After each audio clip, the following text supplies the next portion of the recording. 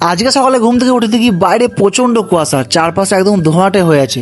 এমন আবহাওয়া দেখে আমার একটা আলাদা রকমই ফিলিং আসছিল। আর এদিকে আমার মেয়েও উঠে পড়েছে, আর উঠেই শুরু করেছে তার বদমাইশি। ওর এত এনার্জি দেখে আমি মাঝে মাঝে ভাবি ও এনার্জি এত পাই কোথায়। আজকে সকালে নাস্তায় ছিল চাউমিন।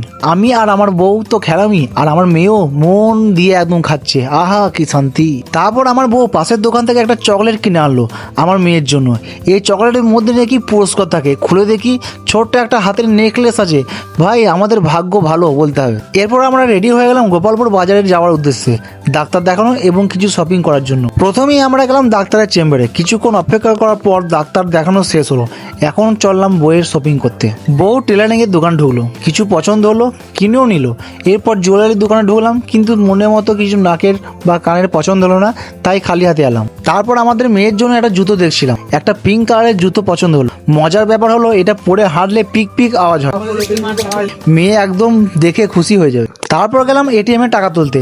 কার্ড ঢুকালাম, পিন দিলাম, কিন্তু স্ক্রিনে লেখা উঠলো নো ক্যাশ অ্যাভেলেবেল।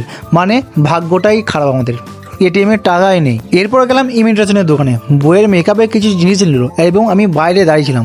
তার মধ্যেই তখনই আমার একটা বন্ধুর সাথে দেখা হলো এবং দুজনে মিলে চায়ের দোকানে একটু চা খেলাম, আর চায়ের কাপ হাতে নিয়ে একটু গল্পও হলো। সব কেনাকাটা শেষ করে আমরা বাসায় ফিরে এলাম। আজকের দিনটা ছিল অনেক মজার। তোমরা কেমন কাটিয়েছো আজকের দিনটা কমেন্টে জানিও, আর আমাকে ফলো করতে ভুলবে না।